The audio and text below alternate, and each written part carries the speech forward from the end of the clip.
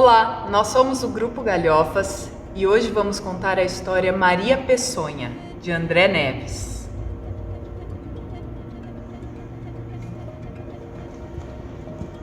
Maria era uma mulher que vivia em uma cidade muito pequena. Maria vivia numa cidade que era uma cidade de fronteira. Então ali aconteciam muitas guerras. Mas não era das guerras que Maria tinha medo. Maria tinha medo da noite. Mas esse medo logo acabava quando Maria pegava uma agulha, linha e começava a costurar e a coser, e ela fazia lindas bonecas. Ela adorava fazer lindas bonecas. Mas não é essa história que a gente vai contar. A gente vai contar a história de como a Maria chegou nessa cidade. Essa história foi bem diferente. Foi numa noite bem escura. De repente, o povo da cidade, todo mundo se conhecia, uma cidadezinha muito pacata. De repente, o povo acordou com o barulho de um cavalo. Desde a entrada da cidade até a praça principal. De repente, o barulho cessou. Era um alazão. E montado nesse alazão estava Maria, com apenas 4 anos de idade, toda pequenininha e sozinha. Quando Maria saiu do cavalo e pôs os pés na praça, o animal virou as costas e foi embora, sem nada. Não se sabe se por coincidência ou não, naquele momento o céu fechou, ficou preto e uma tempestade caiu sobre o vilarejo. As pessoas da cidade, ressabiadas, supersticiosas, vai saber se aquilo era maldição ou não. E não se animaram a acolher Maria, não. Ninguém acolheu Maria dentro de sua casa. Então, Maria foi parar lá na capela da cidade. Era uma cidade pequena, então não se tinha igreja, se tinha uma capela. E foi ali que Maria viveu e cresceu. E vocês sabem, né? Cidade pequena, a menina chegou no meio de uma tempestade, sozinha no cavalo. Ixi, o povo pensava que ela tinha maldade dentro de si. Fecharam nessa ideia, Maria deve ser má. Então começaram a apelidar ela de coisas muito ruins mesmo. Mas ela não era má, não. Não. E conforme ela foi crescendo, ela foi mostrando-se uma menina muito terna, muito delicada, muito primorosa em tudo que fazia, inclusive na costura. E Maria tinha uma característica muito, mas muito diferente. Maria urinava e de sua urina nasciam flores. Vocês imaginam o susto daquele pessoal quando pela primeira vez, quando Maria sem querer fez xixi ali, né, próximo do terreno da capela, eles sentiram um aroma de rosas e crisântemos e gerânios, e quando olharam, ali brotava todo um ramalhete de flores. As pessoas ficaram espantadas e felizes, e logo começaram a chamar Maria para fazer xixi, para urinar nos espaços todos do vilarejo. A Maria até que ficava feliz, então era um tal de Maria, por favor, faz um xixizinho aqui no meu vaso. Já brotava um monte de flor toda colorida. Maria, querida, vem aqui um pouquinho na praça da cidade, o prefeito pediu um servicinho. E brotavam flores de todas as espécies nunca antes vistas naquela região. Eram jardins maravilhosos. E Maria foi ficando famosa, e a cidade cada vez mais acolhia Maria. Linda essa menina, que faz um xixi, brota uma flor como o quê? Mas Maria foi crescendo e adolescendo. Ficou adolescente e já sentia vergonha de fazer xixi em público. Então ela começou a não querer mais fazer xixi. Maria, meu amor, aqui no meu vaso. Maria, Maria, por favor, um pouquinho aqui no meu jardim.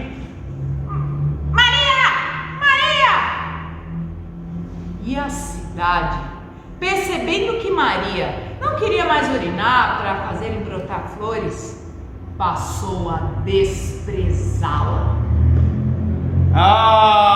E jogaram a Maria pra lá, jogaram a Maria pra cá. Ninguém mais chamava ela pra nada. Ela começou a ter apelidos horríveis. Começou a ser ignorada. Maria Mijona! E apelidaram ela de Maria Mijona. E o pior de tudo é que por muito tempo ninguém da cidade falava com a Maria. Ela teve que se recolher para uma casinha bem pobre na ponta mais distante da cidade. E a única maneira que ela tinha de se sustentar era costurando bonequinhas bem pequenininhas que ela vendia para militares, para viajantes, enfim, para as pessoas que passavam ali pela fronteira, porque as pessoas da cidade mesmo, elas desprezavam Maria e desprezavam sua costura também. Cidade pequena. Mas a Maria, ela não gostava assim de ficar tão triste. Ela não era uma menina triste. Não. E Maria, às vezes, à noite, quando ela estava costurando, e ela se animava com a própria costura, ela saía para caminhar ali por perto. Andava um pouco, sempre voltava antes de anoitecer, porque ela tinha muito medo da noite. Medo da noite. Mas caminhava e andava por aqueles jardins que ela tinha feito florir há um tempo. Num desses dias, muito triste, porque uma roda de crianças tinha circulado a Maria e chamado ela de Maria Mijona, Maria Mijona, Maria Mijona. Ela ficou muito triste, saiu dali e se recolheu em um jardim. Ali ela sentiu o cheiro das flores e pensou: eu queria ter coragem. Eu queria ter coragem para que as pessoas não me fizessem tão mal. Nesse momento ela ouviu uma voz entre as flores. E ela perguntou: quem é que está aí? Eu tenho coragem, quem é você? A voz não respondeu. Ei! Pode aparecer, eu tenho coragem. Mas a voz não apareceu. E Maria, vendo o dia escurecer, correu para casa, foi para a cama e se enrolou nos cobertores. Lá chegando bem quentinha na cama e já segura, ela pensou: eu teria coragem de enfrentar aquela voz. E eu queria muito, a qualquer custo, ter coragem para enfrentar essas pessoas que me desprezam tanto. E foi fechando os olhos para dormir, pensando: eu faria tudo para ter coragem, faria tudo. E foi nesse momento que Maria fechou os olhos, que de repente o ar soprou sobre Maria e ela conseguiu receber uma visita de outro mundo.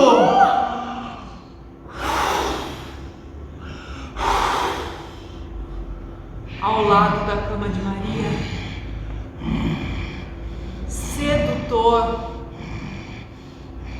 estava o Coisa Ruim.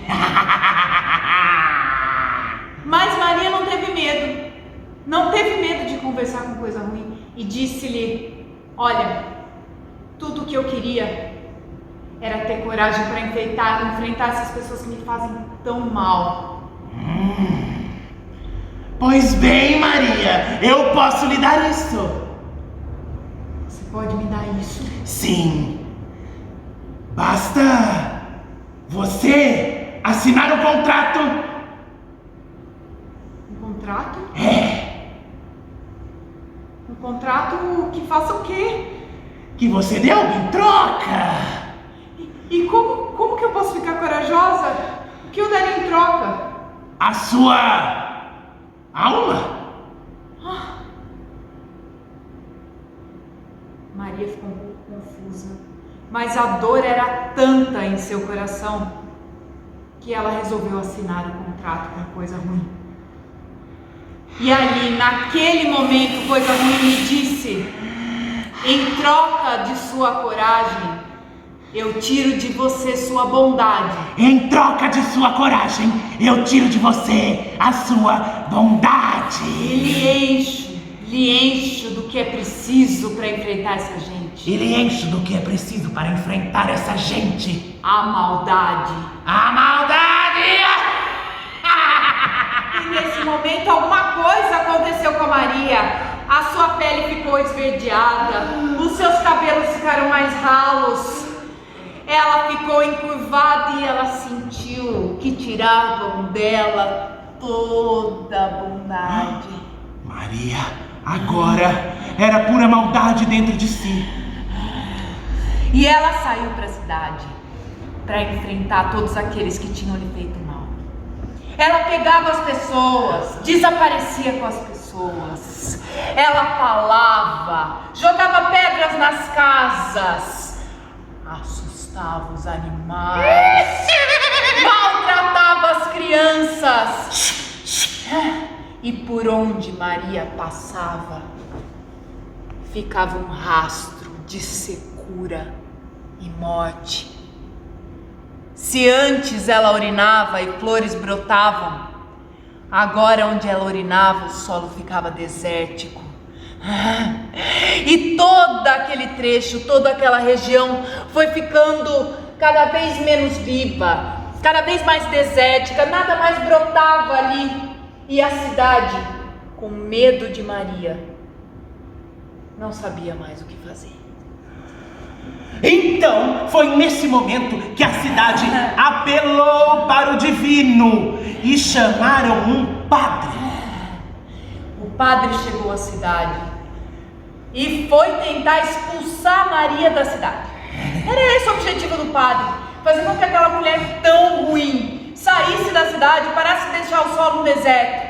O nome do padre era Padre José. E ele chegou, olhou bem para os olhos de Maria e disse: mulher, pare com essa maldade, vá embora dessa cidade, ninguém mais te quer aqui, aqui não tem espaço para você. Mas Maria tinha tanta maldade dentro dela que apenas respondeu: não paro, não paro. Eu cheguei nessa cidade e me humilharam. Eu cheguei nessa cidade em cima de um cavalo, bem sozinha aos 4 anos de idade. Nesse momento, o padre enxugou o suor do rosto e ele percebeu que aquela história que Maria contava com raiva e com muita violência era uma história que ele já conhecia há muito tempo. Acontece que o pai desse padre, que era um homem muito ganancioso, mas que sempre vivia na miséria, bem avarento, viu a família enfrentar uma situação muito difícil quando nasceu sua irmãzinha. Esse homem, muito ganancioso, quando a menina fez 4 anos, desesperado e querendo que sobrasse dinheiro em casa, colocou-a no lombo do cavalo e mandou-a para onde quer que o cavalo fosse. Assim que o cavalo voltou para casa, ele caiu numa culpa e decidiu que procuraria a menina. Procuraria a menina, não importasse onde fosse, traria de volta para casa. Mas nunca chegou a encontrar. E o padre era irmão de Maria. E quando Maria disse que tinha chegado à cidade no lombo do cavalo, o padre não conseguiu mais olhar para aquele ser mau, aquele ser encardido, aquele ser desértico.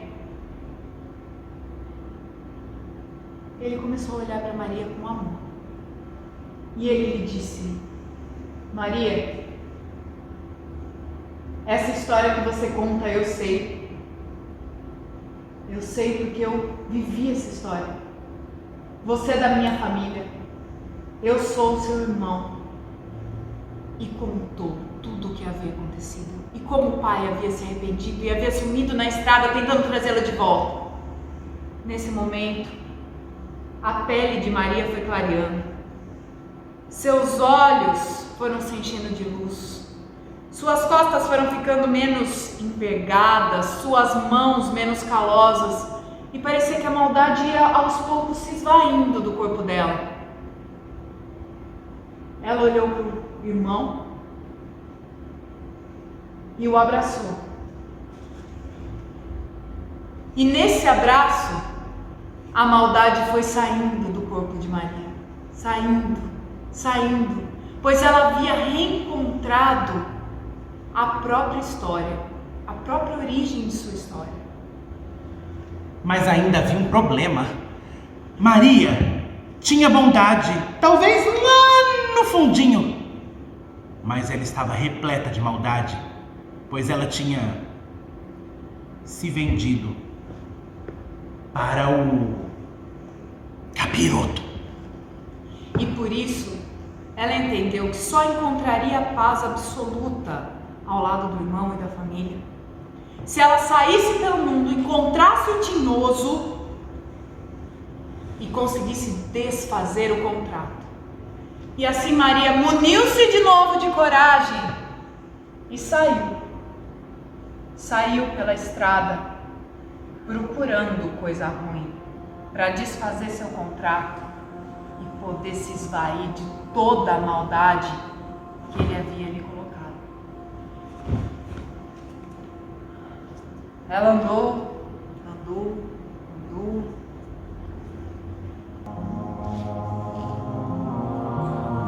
E contam que ninguém nunca mais viu Maria. Talvez ela tenha se perdido no caminho e não tenha conseguido voltar. Talvez ela tenha achado o tinhoso. Ou talvez não, talvez nunca tenha encontrado. Mas uma coisa é certa: depois daquele dia, aquelas bonequinhas de pano bem pequenininhas que Maria fazia com tanto esmero, começaram a ser guardadas por toda a população da cidade como um sinal de boa sorte. Se cuidasse bem da bonequinha, você teria boa sorte. E assim, aos poucos, a prosperidade foi voltando para aquele lugar. Os jardins e as florestas voltaram a florir, mas em algumas regiões, quase como uma lembrança da Maria, tudo que se via era uma terra seca e desértica.